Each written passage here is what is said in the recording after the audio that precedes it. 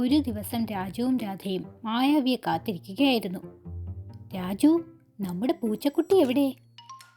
അറിയില്ല. 2 ദിവസമായി കണ്ടിട്ട്. എവിടെ പോയി? പെട്ടെന്ന് കിട്ടിപ്പോയി. അയ്യോ, നടക്ക്, 2ന്റെ പണി ഞാൻ തീർക്കും. രക്ഷിക്കണേ. പെട്ടെന്ന്. അയ്യോ, രാജു ഓടിക്കോ.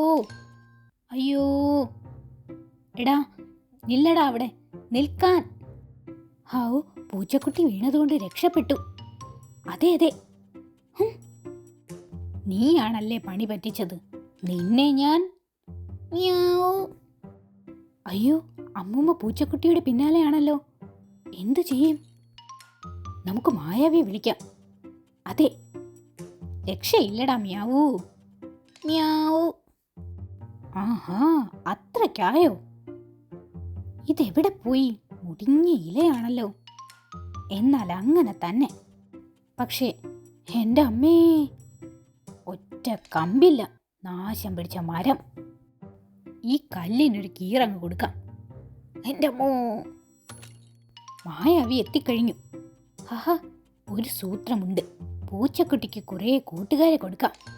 ഇനിയാണ് തമാശ. വൈകാതെ. ആ, കുലുങ്ങുന്നുണ്ട്. എങ്കിനവനെ കുലുക്കിയിടാം, പിന്നല്ലാതെ. അടുത്ത നിമിഷം,